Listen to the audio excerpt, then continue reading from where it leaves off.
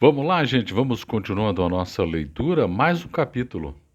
O capítulo agora vai ser o nome do capítulo A Abolição. Então a gente vai entrar no capítulo que representa muito da obra, do trabalho, melhor dizendo, que esse grande autor,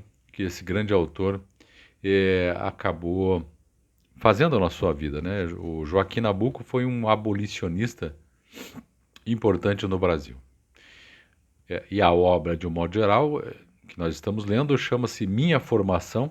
É uma obra sensacional, uma autobiografia importante que o Joaquim Nabuco escreveu. Então, o Joaquim Nabuco nunca é demais repetir, está estabelecido ali no segundo reinado. Então, ele vai assistir à queda do Dom Pedro II, né, com, com posteriormente, em 1889, a proclamação da República e tudo mais. Então vamos lá. Vamos continuando aqui. Provavelmente esse capítulo, já percebi que é meio extenso, eu devo fazer em 2 vídeos para não cansá-los, também não me cansar, que eu já estou com um resquício de gripe, resfriado. O que mais? Você sabe, eu sempre faço no final do capítulo um apanhado geral, um resumo que eu peço para a inteligência artificial fazer. E aí a gente lê novamente o resumo para juntar as ideias. Valeu? E também, obviamente, você sabe, essas leituras estão sendo recortadas com uma ou outra observação minha que eu acho que isso é importante. Então vamos lá. A página que nós vamos começar é a página 189. Estamos caminhando bem. Chama-se A Abolição. Quando a campanha da abolição foi iniciada, restavam ainda quase 2 milhões de escravos. Muita gente. Enquanto que os seus filhos de menos de 8 anos e todos os que viessem a nascer, apesar de ingênuos, estavam sujeitos até os 21 anos a um regime praticamente igual ao cativeiro. Então ele fala aqui provavelmente sobre a lei do ventre livre, né, que a gente estuda na escola. Que na verdade o sujeito ficava escravo até os 21 anos de idade, mesmo na prática, né? Enfim, foi esse imenso bloco que atacamos em 1879, acreditando gastar a nossa vida sem chegar a entalhá-lo. No fim de 10 anos, não restava dele senão o pó.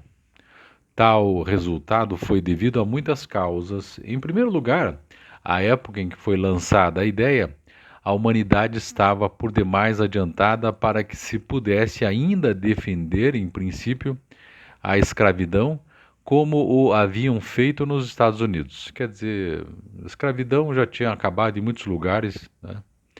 Então era até feio ficar defendendo isso. A raça latina não tem dessas coragens. O sentimento de ser a última nação de escravos humilhava a nossa altivez e emulação de país novo. Depois, a fraqueza e a doçura do caráter nacional, ao qual o escravo tinha comunicado sua bondade e a escravidão o seu relaxamento. O último país a libertar os escravos. Compare-se nesse ponto o que ela foi no Brasil com o que foi na América do Norte. No Brasil, a escravidão é uma fusão de raças. Porque no Brasil, os escravos, enfim, acabaram se misturando com as pessoas depois. As demais pessoas aqui, né? Melhor dizendo. Com índios, com os portugueses, entre eles também. Nos Estados Unidos aconteceu guerra entre elas. Nossos proprietários emancipavam aos centos os seus escravos, em vez de se unirem para linchar os abolicionistas, como fariam os criadores de Kentucky ou os plantadores da Louisiana. Quer dizer, aqui a coisa foi mais fácil. A causa abolicionista exercia sua sedução sobre a mocidade, a imprensa, a democracia. Era um imperativo categórico para os magistrados e os padres. Tinha afinidades profundas com o mundo operário e com o exército, recrutado de preferência entre os homens de cor. Operava como um dissolvente sobre a massa dos partidos políticos, cujas rivalidades incitava com a honra que podia conferir aos estadistas que a empreendessem, e a própria dinastia inspirava, de modo espontâneo, o sacrifício indispensável para o sucesso. 5 ações ou concursos diferentes cooperaram para o resultado final. Primeiro, a ação motora dos espíritos que criavam a opinião pela ideia, pela palavra, pelo sentimento e que faziam valer por meio do parlamento, dos meetings, da imprensa, do ensino superior, do púlpito, dos tribunais. Então, todo mundo defendia a abolição já. Segundo, claro, nem todos, né, mas a grande maioria. Segunda ação, a ação coerciva dos que se propunham a destruir materialmente o formidável aparelho da escravidão, arrebatando os escravos ao poder dos senhores. Terceiro, a ação complementar dos próprios proprietários, que à medida que o movimento se precipitava, diminuíam diante dele as resistências, libertando em massa as suas fábricas, que era o nome dos escravos, né? Quarto, a ação política dos estadistas representando as concessões do governo. E quinto, a ação dinástica, quer dizer, por parte do imperador também.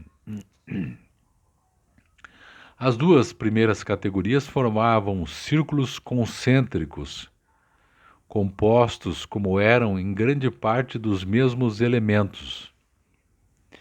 É a elas que pertence o grosso do partido abolicionista, os líderes do movimento.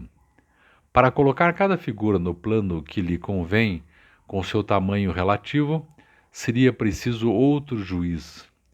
Tendo visto na luta e no esforço cada um dos veteranos dessa campanha, eu não me perdoaria a mim mesmo a menor injustiça involuntária que fizesse a qualquer deles. De sentimentos profundos me separaram de muitos depois da vitória, mas o espírito de imparcialidade que me anima a respeito de cada um faz ainda parte da lealdade que acredito ter mantido perfeita durante a abolição para com todos os auxiliares dela, os da primeira como os da 1/10 hora. Não farei tampouco o livro de ouro da grande propriedade brasileira nessa quadra. Na categoria de chefes políticos posso destacar, porém, 3 estadistas que prestaram ao movimento em épocas diferentes um concurso decisivo. Dantas,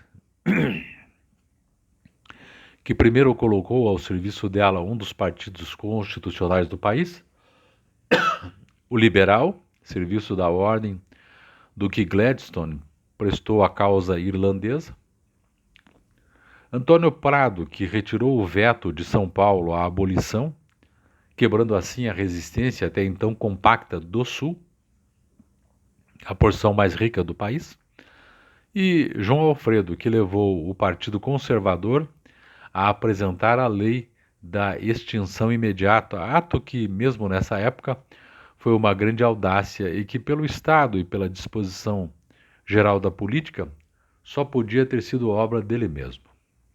José Bonifácio, cuja adesão à ideia foi um contingente igual à libertação do Ceará, Cristiano Ottoni, Silveira da Mota, entre outros, eu os contaria na primeira classe, a dos propagandistas. É-me quase impossível falar hoje da abolição senão por incidentes e figuras destacadas. Tudo o que digo é sob a ressalva de que teria muito mais que dizer quando pronuncio um nome está subentendido que é apenas um de um extenso calendário e que os dípticos de um e o outro lado estão cheios. Quem fará dentre os contemporâneos essa história com a imparcialidade, justeza e penetração, sem deixar entrar nela a paixão política, o preconceito sectário, a fascinação ou sujeição pessoal? Ninguém, de certo, o que quer dizer que haverá no futuro diversas histórias. A minha contribuição para o assunto há de um dia ser o meu arquivo e alguns fragmentos a respeito de diversos fatos em que estive envolvido ou de que tive conhecimento direto. Esse trabalho, essa desobriga, ao mesmo tempo que depoimento pessoal, espero que Deus me dará tempo e modo de o fazer como planejo.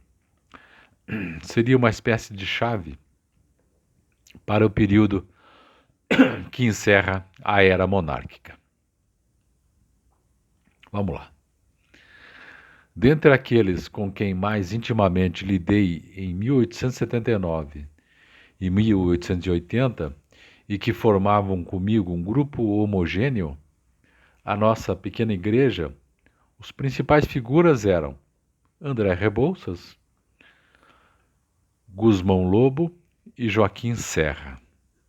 A igreja fronteira era de José do Patrocínio, Ferreira de Menezes, Vicente de Souza, Nicolau Moreira, depois João Klepp com a Confederação Abolicionista.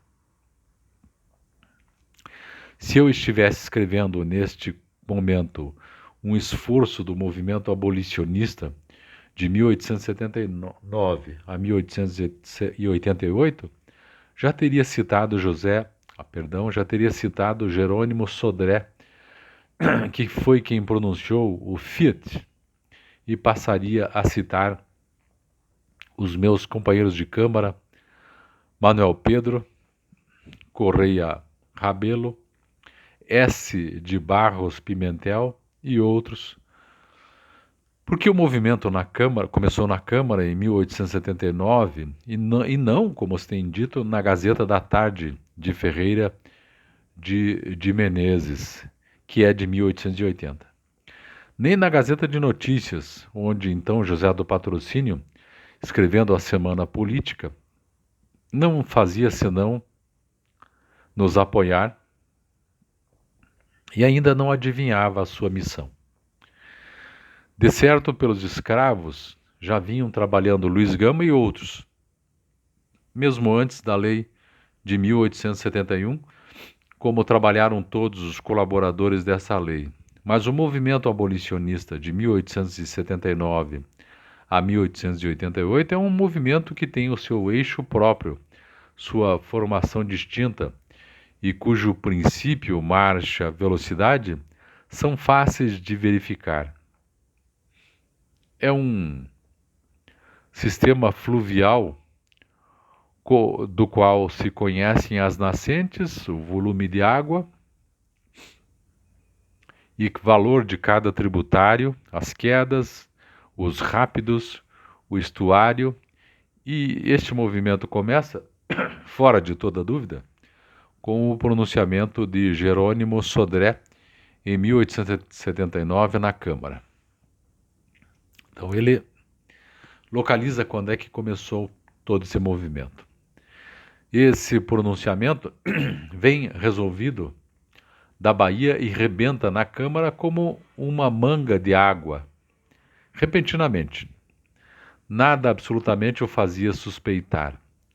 Ao ato de Jerônimo Sodré, filia-se cronologicamente a minha atitude dias depois, mais tarde, é que entram Rebouças, Patrocínio, Gusmão Lobo, Menezes, Joaquim Serra.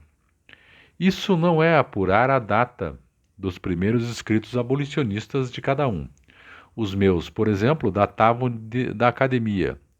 É reivindicar para a Câmara, para o Parlamento, a iniciativa que se lhe tem querido tirar nessa questão, dando-se ao elemento popular republicano. É uma pura questão de datas. Desde que se der a data certa a cada fato alegado, verificar-se-á o autem genuit acima. Reconheço que a minha inscrição vem na ordem do tempo depois da de Jerônimo Sodré. As outras, porém, vieram depois da minha. Foi o movimento popular, talvez, que mais tarde incubou o germe parlamentar, não o deixando morrer nas sessões seguintes, mas que o germe foi parlamentar, que o Liber Generationes começou em 1879 com Jerônimo Sodré, é o que se pode demonstrar com os próprios documentos, mesmo com aqueles em que se pretenda o contrário, uma vez que sejam autênticos. A questão de iniciativa, aliás, tem um interesse todo secundário, sobretudo quando a ideia está no ar e o espírito do tempo se agita por toda parte. Não há nada mais difícil do que avaliar a importância relativa dos diversos fatores de um movimento que se torna nacional. O último dos apóstolos pode vir a ser o primeiro de todos, como São Paulo, em serviços e em proselitismo. Tudo na abolição, porém, não se pode escrever-lhe a história suprimindo qualquer dos seus elos. É um fato a reter. A compreensão vai além dele.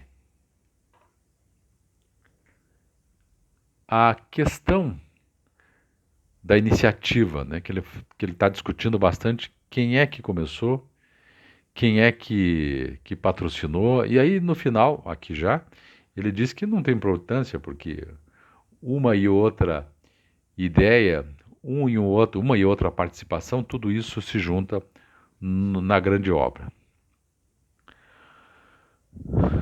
Assim morre, é um fato a reter. A compensação vai sempre além, muito além dos prejuízos que ela sofre e desse modo até eles a favorecem. Assim, morre Ferreira de Menezes, mas patrocínio toma a Gazeta da Tarde. A minoria abolicionista de 1879 não é reeleita, surge a Confederação Abolicionista. Quando o Ceará conclui a sua obra, o Amazonas começa a dele. Demitido um presidente de província, o Teodureto Souto, é nomeado um presidente do Conselho, Dantas. Organizada a ação da polícia, aparece a agitação no exército. As sevícias da Paraíba do Sul e de Cantagalo, sucede o combate de Cubatão. Morto José Bonifácio, toma o seu lugar em São Paulo Antônio Prado. Repelido pela Câmara, José Mariano Recife derrota o ministro do Império. Vacilando o Partido Liberal, move-se o Partido Conservador. Parte o imperador, fica a princesa. Enfim, ninguém afinal sabe quem fez mais pela abolição. Se a propaganda, se a resistência, se os que queriam tudo, se os que não queriam nada. Não há nada mais ilusório do que a distribuição de glória. As lendas hão de sempre viver como raios de luz na treva amontoada do passado, mas a beleza delas não está em sua verdade, que é sempre pequena. Está no esforço que a humanidade faz para assim reter alguns episódios de uma vida tão extensa que para abrangê-la não terá, ou melhor, não há memória possível. Estou na página 193 do livro. Vou dar uma parada aqui para dar uma respirada, pegar uma água e depois eu volto com a continuação da leitura, tá bom? Já já eu volto.